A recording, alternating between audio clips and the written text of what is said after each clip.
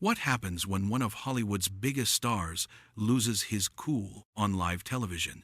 In just 29 seconds, a friendly chat turned into an absolute nightmare that left viewers stunned and the studio in complete chaos. Before we dive into this unbelievable showdown, make sure you hit that subscribe button right now. We bring you daily videos exposing Hollywood's darkest scandals, the moments they don't want you to see, and the drama that happens when the cameras keep rolling. Last night on Lorraine Kelly's morning show, what started as a casual conversation with Irish actor Colin Farrell quickly spiraled into one of the most uncomfortable moments in talk show history. The tension was thick from the very beginning, and nobody could have predicted how badly things were about to explode. Colin walked onto the set looking tired, his eyes heavy as he slumped into the guest chair. Lorraine greeted him with her usual bright smile, but something felt off right from the start. The actor barely acknowledged the audience's applause, instead fidgeting with his jacket and checking his watch repeatedly. His hair was slightly messy, and there were dark circles under his eyes that makeup couldn't quite hide. "Colin, lovely to have you here this morning," Lorraine began cheerfully, shuffling her note cards. "You've been incredibly busy lately with multiple projects. How are you managing it all?" Colin shifted in his seat, his jaw tight. "Yeah, it's been a lot," he muttered, his Irish accent thick with exhaustion. "You know, people think it's all glamorous, but nobody talks about the other side of it. The early mornings, the late nights, the constant travel." Lorraine nodded sympathetically, leaning forward. "I'm sure our viewers would love to hear about that side of things. You've got 3 films coming out this year alone, is that right?" "4, actually," Colin corrected, rubbing his eyes. "But who's counting?" "4!" Lorraine exclaimed with practiced enthusiasm. "That's remarkable. You must be exhausted. Are you getting any sleep at all?" The actor managed a weak smile. "Sleep is for people without deadlines, Lorraine." The audience chuckled politely, but the laugh felt forced. There was an underlying tension in Colin's voice that made everyone uncomfortable. "Well, before we talk about your new projects, I have to ask about something that's been making waves online," Lorraine continued, her tone shifting slightly. "You gave an interview last week that got quite a bit of attention. Do you know which one I'm talking about?" Colin's expression immediately changed. His casual demeanor evaporated, replaced by something guarded. "I've done about 15 interviews in the past 2 weeks, so you'll have to be more specific." "The one where you talked about method acting," Lorraine clarified, watching his reaction carefully. "It's been shared quite a bit on social media. Some people felt you were dismissive of younger actors who use those techniques." The actor's expression changed instantly. His relaxed posture stiffened, and his eyes narrowed at the host. "That's not what I said at all," he replied, his voice dropping lower. "That's the media twisting my words, as usual." "Well, to be fair," Lorraine continued, maintaining her professional tone, "the quote was pretty clear. You said that some actors today use method acting as an excuse to be difficult on set. Those were your exact words in the interview with Entertainment Weekly." Colin leaned forward, his frustration becoming more visible. "Yeah, and there's context to that, isn't there? I wasn't attacking anyone specifically. I was making a point about professionalism and respect for your fellow cast and crew members." The host smiled, but there was a hint of steel in her voice now. "But some people took it as you criticizing the next generation of actors. Daniel Day-Lewis, Christian Bale. These are actors known for their method approach, and they're highly respected. Were you including them in your criticism?" "Of course not," Colin snapped, his patience clearly wearing thin. "Those men are legends. They're masters of their craft. But that's not what I'm talking about. I'm talking about people who use method acting as an excuse to be jerks to everyone around them. There's a massive difference between committing to a role and making everyone else's life miserable because you think it makes you a better actor." Lorraine nodded slowly, but her expression suggested she wasn't entirely convinced. "Can you give us an example of what you mean? Without naming names, of course." Colin hesitated, clearly weighing his words. "Look, I've worked with actors who stayed in character between takes, That's fine. That's their process. But I've also worked with actors who use that as an excuse to be abusive, to refuse to collaborate, to treat crew members like they were invisible. That's not method acting. That's just being an asshole. A few people in the audience gasped at his language. Lorraine's eyebrows shot up, but she pressed on. Strong words, she observed. But isn't that subjective? What one person sees as commitment, another might see as difficult behavior. How do you draw the line? It's not that complicated, Colin argued, his voice rising slightly. If your process requires you to scream at a production assistant because your coffee isn't hot enough, you're not being a method actor. You're being a bully. If you refuse to talk to your co-stars between scenes because you're in character, but you're perfectly happy to chat with the director and producers, then it's not about the method. It's about control and ego. Lorraine leaned back in her chair, studying him. So you're saying some actors are just pretending to be method actors to justify bad behavior? That's exactly what I'm saying, Colin confirmed, his Irish accent getting thicker with emotion. And the industry lets them get away with it, because we're all terrified of being called unprofessional if we complain. Meanwhile, the real victims are the crew members who have no power, no voice, and no way to fight back. The host pressed on, sensing she'd hit a nerve. That's quite passionate. It sounds like you're speaking from personal experience. Have you witnessed this kind of behavior? Colin's eyes flashed. Of course I have. Anyone who's been in this industry for more than 5 minutes has seen it. But nobody wants to talk about it because we're all afraid of burning bridges or being blacklisted. Including you? Lorraine asked pointedly. Are you afraid of burning bridges with this conversation? The actor let out a harsh laugh. Clearly not, since I'm sitting here talking about it on national television. That's true, Lorraine acknowledged. Which brings me to my next question. There were reports from the set of your 2019 film where crew members complained about the working environment. Some said the lead actors, including yourself, created a very tense atmosphere. How do you reconcile that with what you're saying now? That's not...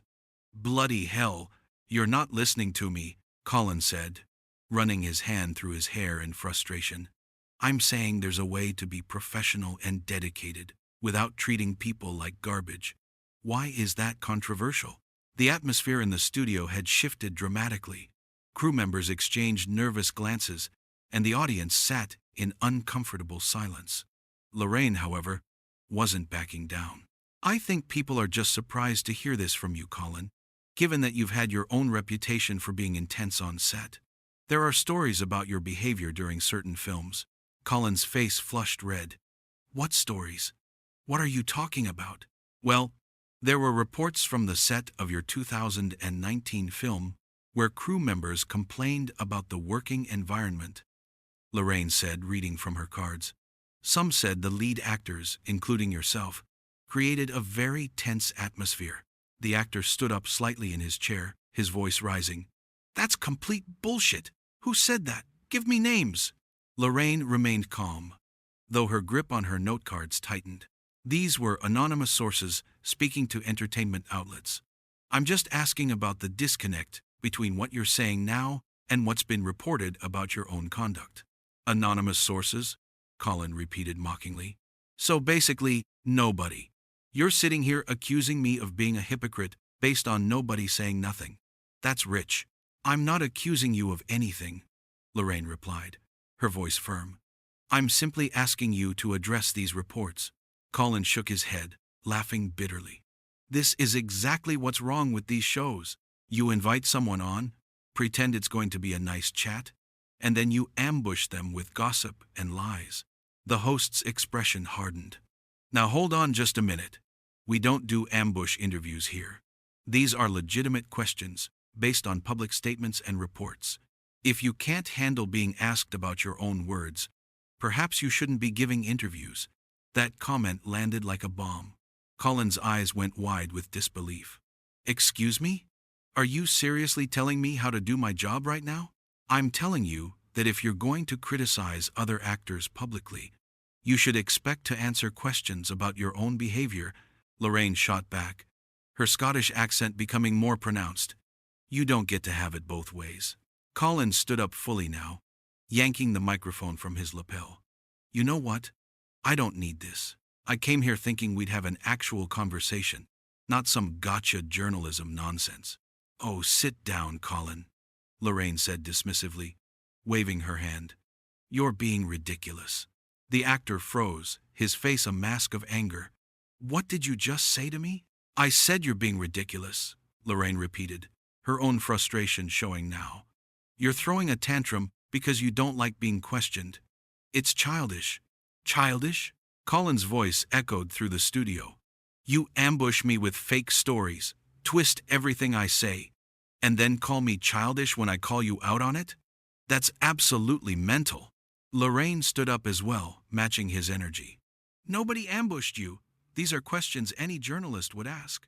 The fact that you can't handle basic scrutiny says more about you than it does about me or this show. Basic scrutiny? Colin laughed harshly. You're not a journalist, Lorraine. You're a gossip merchant with a TV show. There's a difference. The studio went dead silent. Even the cameras seemed to stop moving. Lorraine's face had gone pale, her mouth set in a tight line. Get off my show, she said quietly, her voice shaking with barely controlled anger. Gladly, Colin spat back, dropping his microphone on the chair. This whole thing is a joke anyway. Security, Lorraine called out, her composure finally breaking. Can someone please escort Mr. Farrell out of the building? Colin held up his hands mockingly.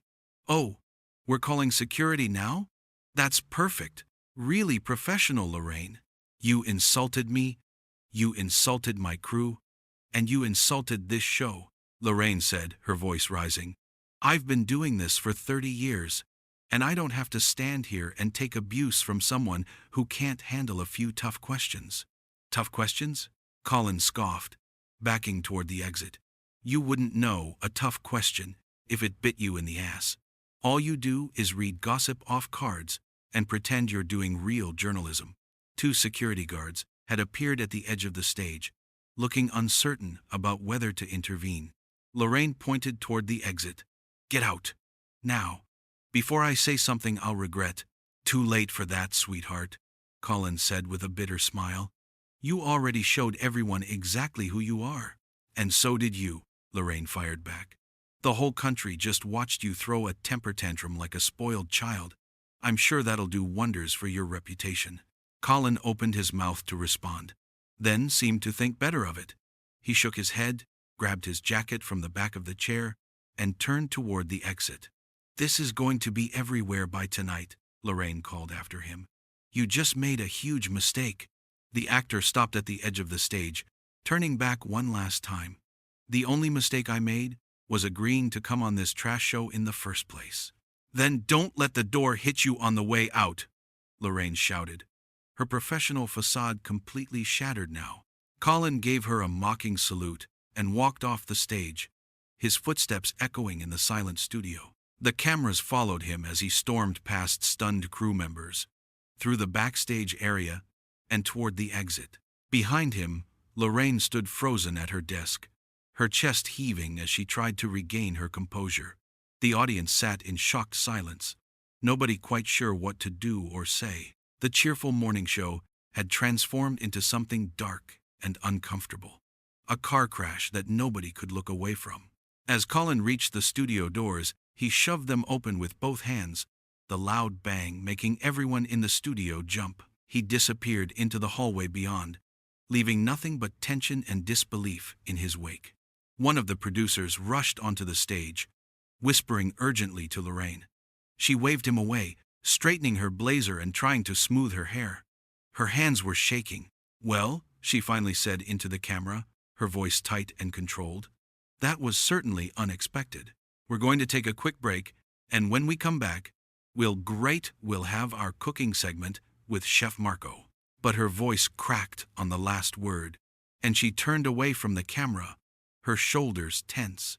The warm, welcoming host who had started the show was gone, replaced by someone who looked genuinely shaken. The stage manager called for a commercial break, and the tension in the studio finally released like a broken dam. Crew members started talking at once.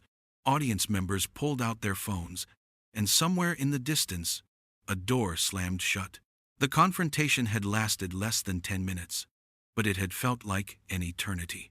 What started as a simple question about acting techniques had escalated into a full-blown war of words, with both parties saying things they couldn't take back. Colin's footsteps could still be heard echoing in the hallway, getting fainter and fainter until finally they disappeared completely. He was gone, leaving behind a destroyed interview, a shaken host, and a studio full of people who had just witnessed something they'd never forget. The cameras had captured every second of it. Every insult, every accusation, every moment of rage and frustration. By tonight, the clip would be everywhere, dissected and analyzed by millions of people online. But for now, in this moment, there was only silence. The kind of silence that comes after a storm, when everyone is still processing what just happened and trying to make sense of the destruction left behind. Lorraine Kelly sat back down at her desk, taking a long sip of water with shaking hands. Her producer tried to talk to her again, but she just shook her head, staring at the empty guest chair, where Colin Farrell had been sitting just minutes ago. The show would go on.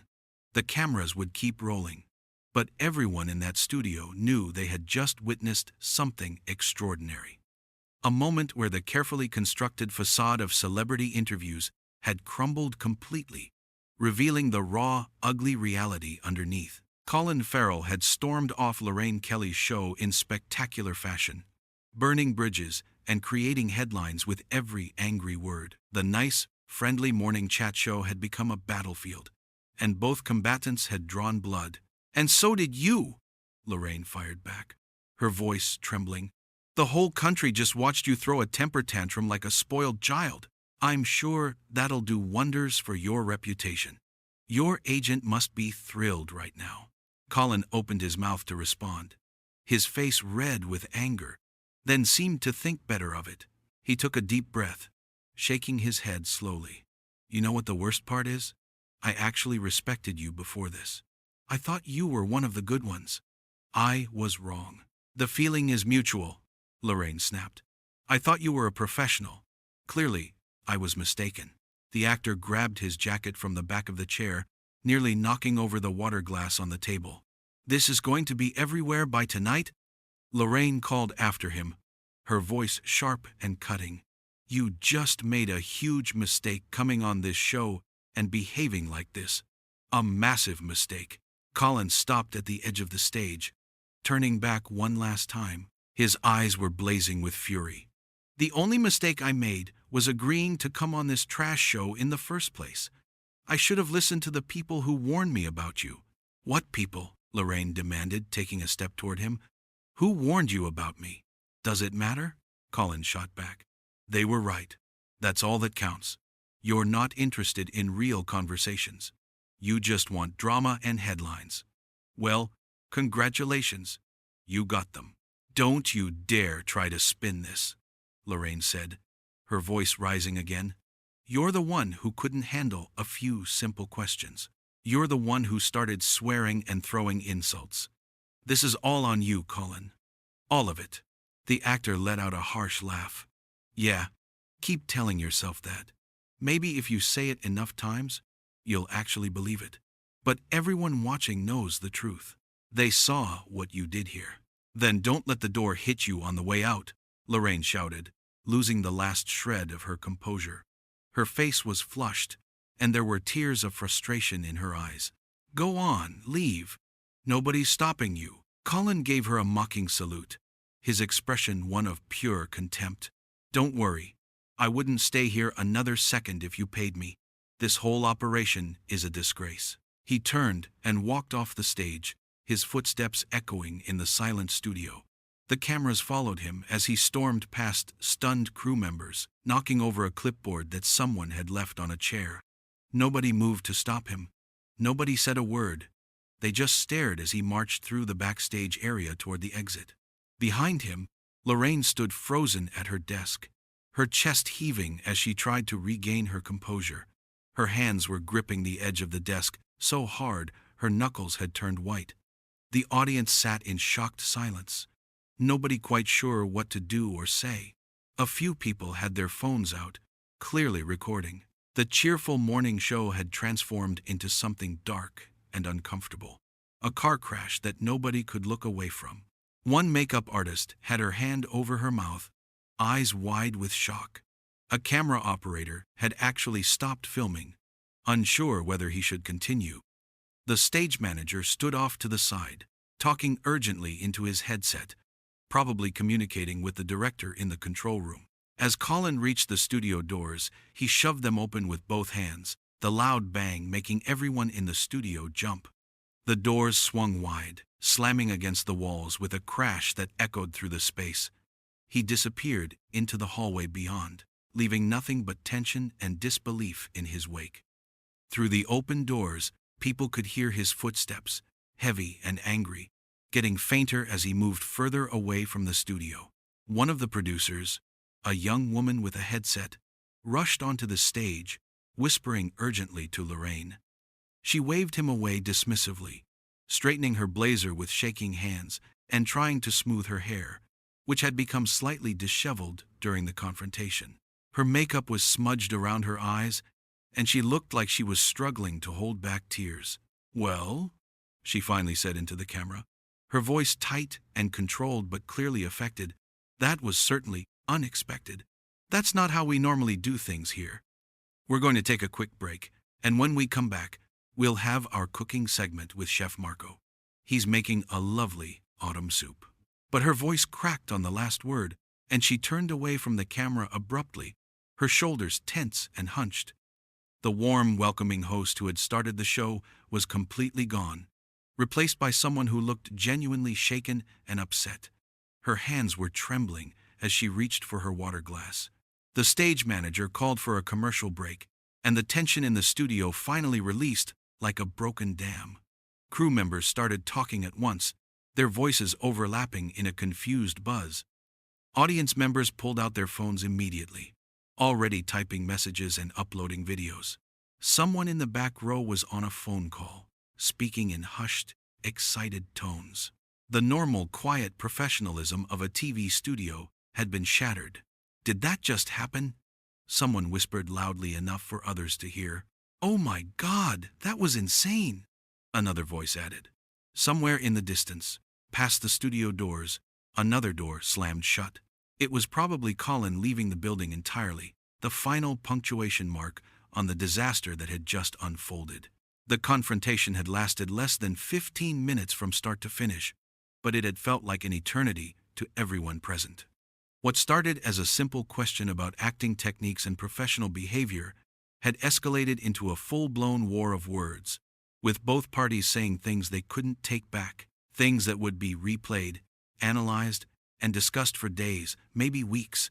Colin's footsteps could no longer be heard. He was gone, completely vanished from the building, leaving behind a destroyed interview, a shaken host, and a studio full of people who had just witnessed something they'd never forget. The kind of television moment that doesn't come along often, the kind that people talk about for years.